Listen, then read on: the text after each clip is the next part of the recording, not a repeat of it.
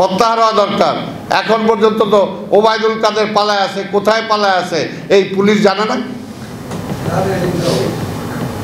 কোথায় ওবায়দুল কাদের? কেন নাই?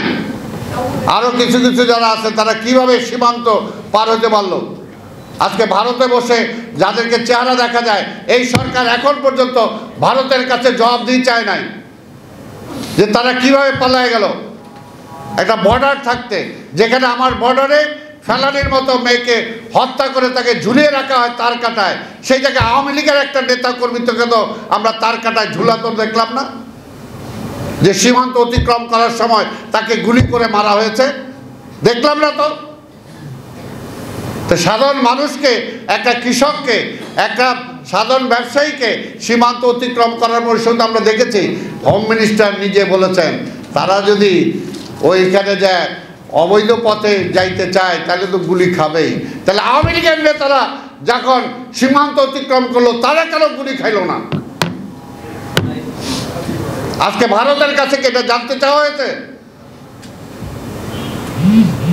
আজকে পররাষ্ট্র উপদেষ্টা আছেন, তার কাছে প্রশ্ন করতে চাই কেন হয় না?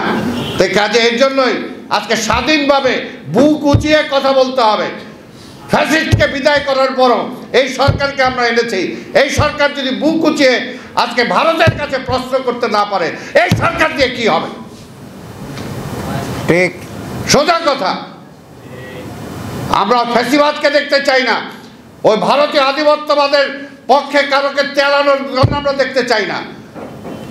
আমরা নিজেদের এই দেশ যুদ্ধ করে নিজের রক্ত দিয়ে আমরা অর্জন করেছি, আমাদের ভাইরা শহীদ হয়েছে। এই ফ্যাসিবাদকে মুক্ত করার জন্য শত শত আমাদের ভাই বোন শহীদ হয়েছে। এই শহীদের রক্তের সাথে কারো বেইমানি করা চলবে না। তাই আমরা বিশ্বাস করি, আমরা চাই এই সরকার ততটুকু শক্তি দিয়ে সাহসের সাথে, দাপটের সাথে কথা বলতে হবে। তা না হলে আপনি গণতন্ত্র ফিরে আনতে পারবেন না। ওই আধিপত্যবাদের শক্তির পক্ষে শক্তি আবার দেখা যাবে মাথা চাড়া দিয়ে উঠবে। তাই আজকে বলতে চাই, আসুন আমরা এই সরকারকে সময়ও দিতে চাই, আবার এই সরকার কার্যকরী পদক্ষেপ গ্রহণ করছে সেটাও আমরা দেখতে চাই, হেলা খেলা দেখতে চাই না।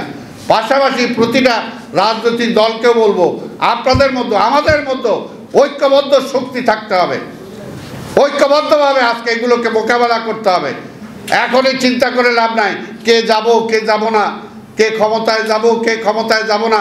আরে ভাই, ফ্যাসিবাদের শক্তি এখনো দেশে বিরাজমান। এখন পর্যন্ত নির্বাচনের ডেটটাই আনতে পারলাম না, আর এখনই নিজেরা যদি হিসাব কিতাব করি উমুকরে আসতে দেব না, উমুকরে যাইতে দেব না, তাহলে তো হবে না।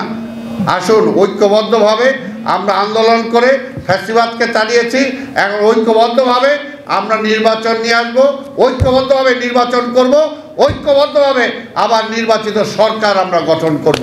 এটাই আমাদের দরকার। সেই চেতনায় আমাদেরকে এগোতে হবে যে আমাদের আন্দোলন শেষ হয়ে যায় না। রাজপথে আমরা যারা ছিলাম, যে পর্যন্ত গণতন্ত্র ফিরে না আসবে, আর গণতন্ত্র ফিরে আসার প্রাথমিক শর্ত হলো অংশগ্রহণমূলক নিরপেক্ষ একটি নির্বাচন।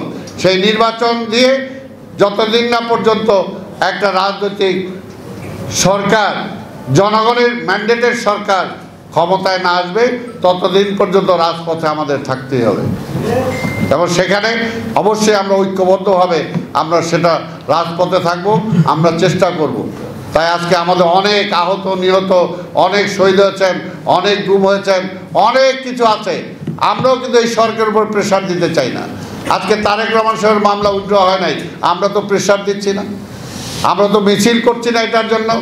আমরা বলছি সরকারকে যে আপনারা শুনেন, তারেক রহমানের ফিরে আসা তারেক রহমানের স্বার্থে না, আজকে দেশের স্বার্থে তারেক রহমানকে ফিরে আনা দরকার।